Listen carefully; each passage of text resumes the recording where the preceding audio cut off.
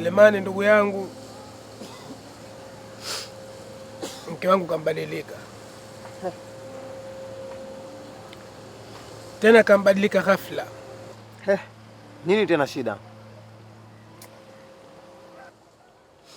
Jana natoka kazini, naingia ndani usiku. Namwambia mke wangu niwekee chakula, nina njaa nahitaji kula. Jibu alilonijibu mke wangu akanambia mimi sijapika. Na heri angaliniambia hajapika tu, mimi ningalijua ni mke wangu na ni binadamu kachoka. Leo hii asubuhi naamka mke wangu ndani simuoni. Katika kuzurura mitaani namkuta mke wangu atembea uchi. Uchi? Ndio. Kwa sababu kavaa nguo mbele kanaichana, kama unachukua mikiambu zikanaitia kwenye kichwa, wenyewe waita mawigi. Kuanzia hapa kote mabega wazi. Yaani kajisahau kama yeye ni mke wa mtu, kajisahau kama yeye ni mtoto wa Kiislamu.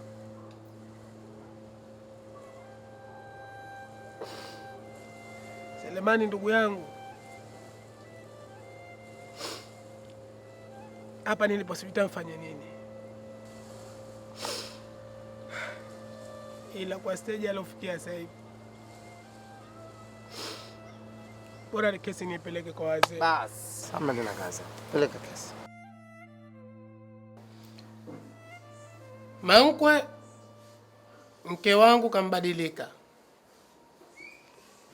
Nikizungumza mke wangu kambadilika, basi kambadilika hasa kiasi kwamba sasa hivi kankuwa sintwa kupika, sintwa kunifulia nguo, sintwa kunipigia pasi.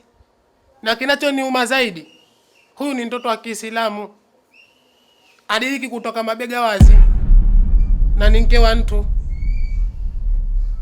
Ndiyo maana nikakupigia simu ili tuje hapa tupate ufumbuzi ama suluhisho la hili jambo.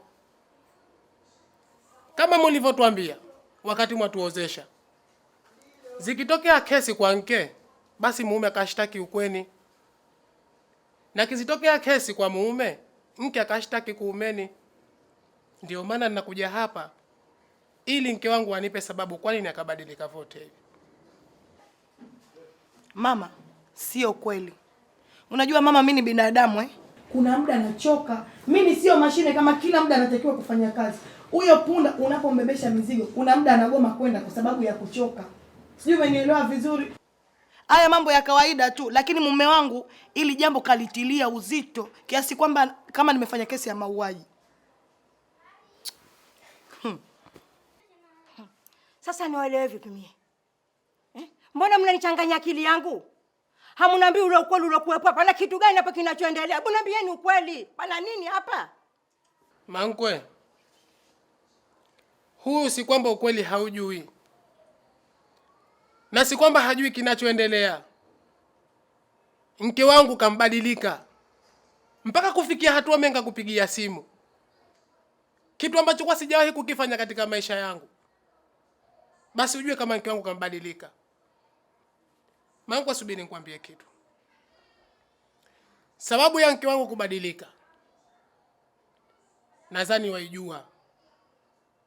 Sisi tupo muda mrefu katika ndoa. Changamoto yetu mamangu ni mtoto. Kwa hiyo mimi nilikaa nikafikiria, nikasema Mwenyezi Mungu twamuomba kwa kila njia, wacha tumuombe tena kwa njia nyingine. Nikaamua kumshauri mke wangu kwamba tuenzetu hospitali ili tukapate vipimo. Baada ya kupata vipimo, matatizo ndio akaanza kujitokeza kwa huyu kubadilika.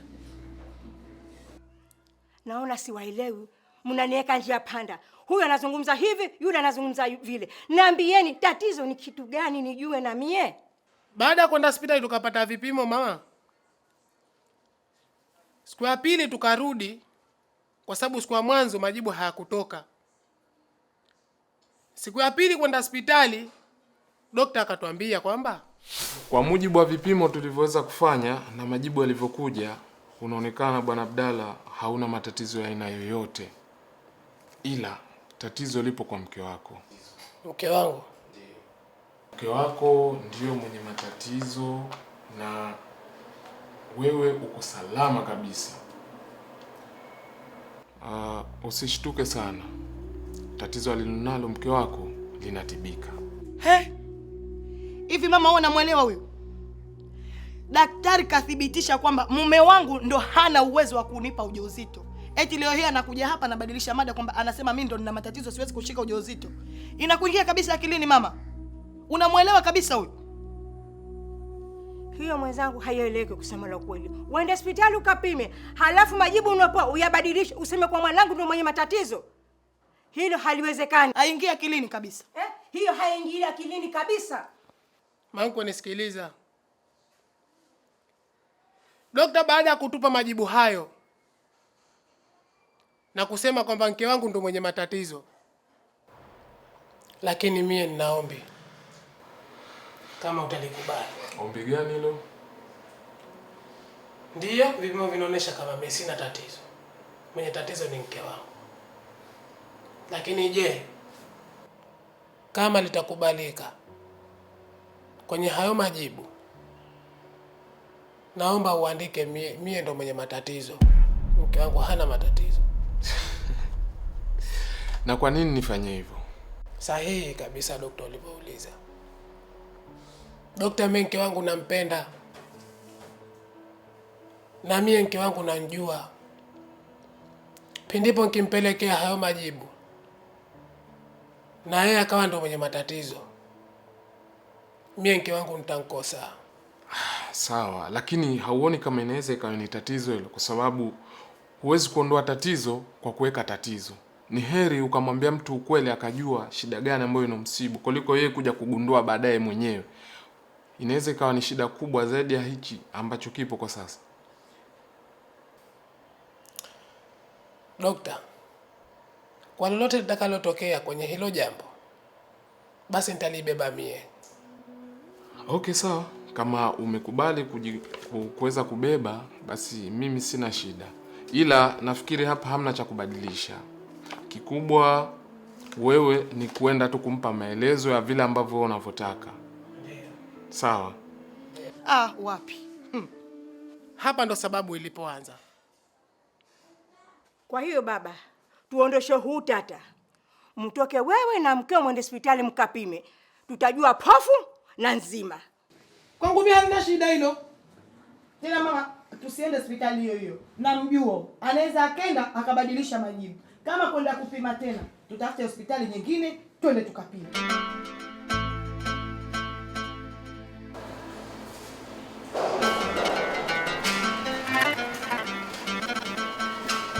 Habari zenu? Samahani sana kwa kusubiri. Ni changamoto ambazo ziko nje ya uwezo wetu. Majibu tayari yametoka. Sijui naweza kuwapatia hapa hapa au tunaweza kwenda ofisini kwangu. Tupe hapa hapa dokta. Haya, sawa. Kwako kijana, majibu yanaonekana uko vizuri, hauna tatizo lolote. Tukija kwa upande wako dada, kidogo unaonekana una matatizo. Kwa hiyo majibu ndio haya. Asante. Asante dokta.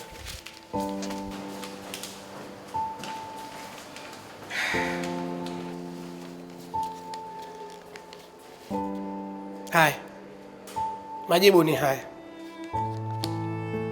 Maana nilipo nikisema ilikuwa hamuniamini. Hospitali mnchagua wenyewe nyingine. Je, mundizika nayo?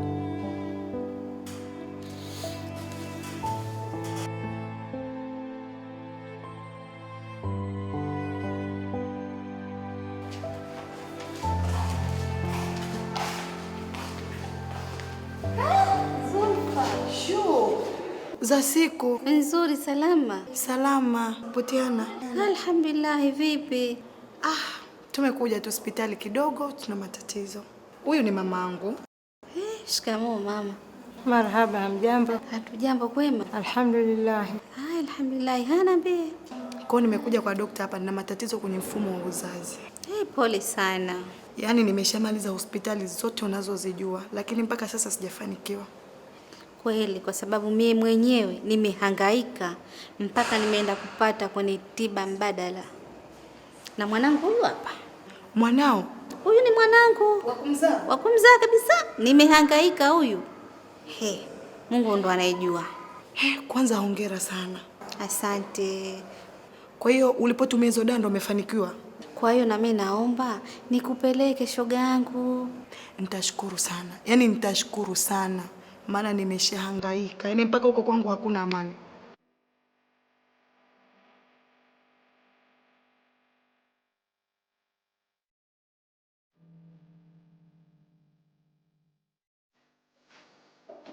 Kursum. Kursum.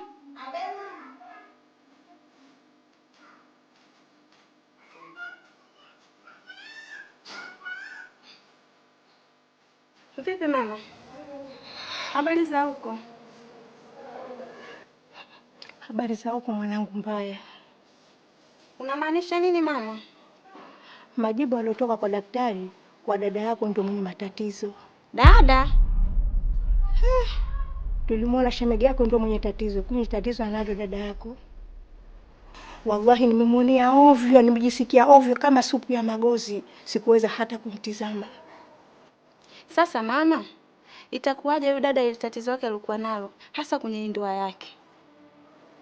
Mwanangu, wale wanapendana, tena mapenzi ya dhati, wataishi kwenye ndoa yao kwa salama na amani, na Mwenyezi Mungu kadiri anaweza kuwapa kizazi cha kike na cha kiume. Dua tu ndio muhimu. Amina.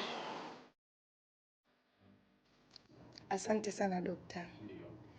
Sisi tumekuja hapa tuna matatizo. Tumeshangaika sana kutafuta mtoto, lakini mpaka sasa hatujapata mafanikio yoyote. Sasa kuna rafiki yangu ametuelekeza tuje hapa kwako, katuambia wewe unaweza ukatusaidia. Unaweza ukatupa tiba na tunaweza tukapata mtoto. Kwa sababu hata yeye pia alikuwa na matatizo kama ya kwangu mimi. Lakini alipokuja hapa kwako akakuelezea, ukaweza kumpatia tiba na sasa hivi amefanikiwa kupata mtoto. Kwa hiyo natumaini na sisi unaweza kutusaidia. Sawa, umekuwa na shida hiyo kwa muda gani sasa? Yaani tangu ujijue kwamba una tatizo hilo la kutokunasa ujauzito ni kwa muda gani? Ni muda mrefu kidogo. Mifumo yako ya period ikoje? Zipo kawaida, lakini kuna muda inaenda hadi miezi miwili bado sijapata. Unatoa uchafu? Hapana. Harufu? Hapana. Okay, sawa. Sawa, huyo mwenzio kama amekueleza hivyo ni kweli, sisi tunayo dawa. Hii dawa ni dawa nzuri sana. Imeshawasaidia wengi wenye shida ambazo zipo kwenye mifumo ya via vya uzazi pamoja na tumbo. Taasisi yetu hii ya Jamaatul Ihsan tupo kwenye mikoa karibu 5. Ni mikoa ambayo tunatoa huduma na dawa ambayo inachukuliwa kwa kiwango kikubwa ni hii dawa ya Hulu. Hii dawa ina mchanganyo wa mimea tiba mingi. Na hii mimea kazi yake kubwa ni kutibu maradhi ambayo yapo kwenye mifumo ya via vya uzazi pamoja na tumbo.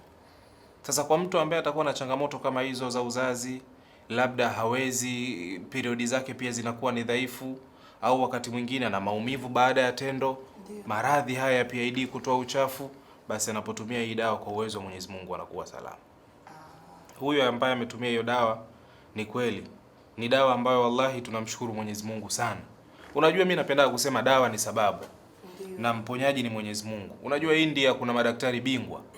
Wana mitambo, wana wasomi, wana mashine ambazo zinaangalia mpaka kwenye damu kuna nini. Lakini wakati mwingine maiti zinarudi huko. Kwa hiyo dawa tunabakia kuwa ni sababu ya Mwenyezi Mungu mwenyewe. Sisi tunazo sababu ambazo zimekidhi haja, tumeziweka humu na wengi zimekuwa zinawasaidia. Kwa mimi nitakushauri upate hizi dawa. Uende ukatumie kwa utaratibu nitakaokuelekeza. Utakunywa chupa moja kwa siku moja. Kwa maana utakunywa nusu ya chupa asubuhi na nusu utakunywa jioni. Kwa hiyo kwa matumizi hayo kwa dawa nitakazokupeni na imani kwa uwezo wa Mwenyezi Mungu nao utaitwa mama. Amina inshallah. Samahani dokta, nataka nikuulize. Naam. Mke wangu ndo mwenye matatizo. Naam. Mimi sina matatizo. Hivi na mimi siwezi kunywa hiyo dawa? Wewe unaweza ukatumia pia. Unajua hii haichagui. Kwa mwanamke, mwanamume anatumia. Unajua hata wanaume, unajua sasa hivi kuna tatizo kubwa la masala ya watu wanamume kuwa na shida ya nguvu za kiume. Sasa hili tatizo tukiliangalia ni tatizo ambalo limekuwa ni kubwa. Na ni kwa nini? Ni kwa sababu kwanza naweza nikasema ile asili imepotea. Ulaji wa vyakula vile vya asili vimepotea. Leo ukiangalia tikiti maji linavunwa baada ya miezi miwili. Hujui unakula nini mle ndani. Wakati kipindi hicho sisi tikiti maji lilikuwa linakaa muda mrefu ndo mpaka mtu unakula hivi. Limekaa shambani kwa muda mrefu na limelimwa katika hali ya asili. Lakini sasa hivi ile asili imekuwa haipo. Kwa hiyo vitu vingi ambavyo tunakuwa tunatumia vinakuwa vina mashaka. Lakini jambo jingine ni watu wanaacha mazoezi, ulaji pia wa vyakula vibaya vyenye mafuta vingi. Sasa vitu kama hivyo vinachangia pia watu kuwa wana upungufu zaidi wa mambo ya nguvu za kiume. Ndio maana hii dawa unaiona kwa mwanamume anapotumia hii. Cha kwanza inachofanya inakwenda katika mirija. Mwanamume ana maumbile. Ile mirija inapokuwa imeziba inapelekea pia damu kutokuzunguka vizuri katika yale maumbile. Kwa hiyo damu kama haizunguki vizuri inapelekea nini? Inapelekea kwa huyu mwanamume kwanza kukatikiwa na hisia wakati akiwa kwenye tendo la ndoa. Kwa sababu hakuna namna nzuri ya damu kuweza kupita. Sasa ndio maana mwanamume anapokuwa kwenye tendo la ndoa, na si mwanamume hata mwanamke, unapokuwa kwenye tendo la ndoa, mapigo ya moyo yanavogonga ni tofauti na hali ya kawaida ukiwa katika nyakati za kawaida. Ni kwa nini? Ni kwa sababu kipindi hicho mapigo ya moyo yanagonga ni kwamba moyo unakuwa unatengeneza kiwango maalum cha oxygen, ambayo hii oxygen ndiyo damu maalum inayokwenda katika mfumo wa via vya uzazi. Inapokwenda kule inakwenda kutengeneza hali ya homoni kufanya kazi vizuri. Ndio unakuta maumbile yanakuwa katika usimamaji uliokuwa mzuri na unashiriki tendo katika hali iliyokuwa nzuri. Kwa hiyo hii mwanamume anatumia, inamsaidia kwa mambo ya ngiri, bawasili, tezi dume, mambo ya uzazi haya. Tumia hii dawa. Hata kwa mwanamume ambaye labda ana shida uzalishaji wa mbegu, anapotumia hii anakuwa vizuri kabisa. Basi mie nitoe shukurani tu dokta. Inshallah mimi ngoja niwapeni hizi dawa. Ndio. Mwende mkatumie, lakini na imani haijawahi kuniangusha. Hakuna ambaye ametumia mwenye maradhi haya na kueleza alafu akashindwa kupata msaada uliokuwa mzuri. Ngoja nikupeni hizi dawa mwende mkatumie. Inshallah Mwenyezi Mungu atawafanyia wepesi. Amen. Asante sana.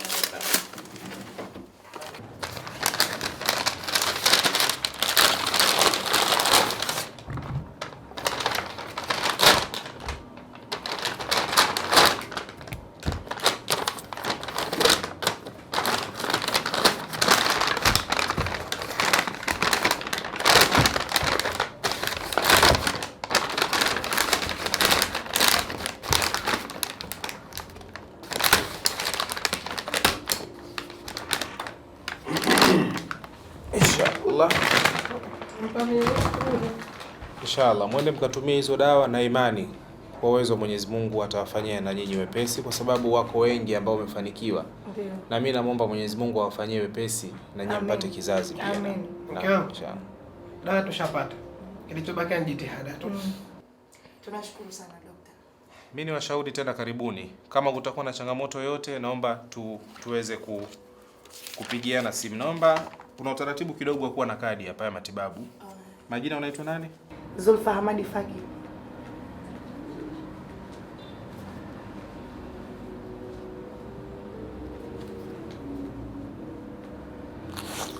Unaishi wapi? Magomeni.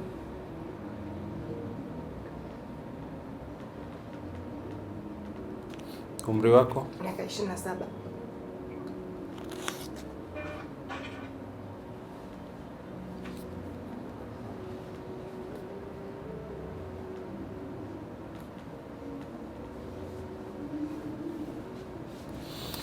Inshallah. Sasa hii kadi ni kadi ambayo siku mkija wewe tupatupozo kwa kitupa hicho. Inshallah, karibuni sana. Haya, asante sana. Haya, kila laheri. Asante sana. Haya.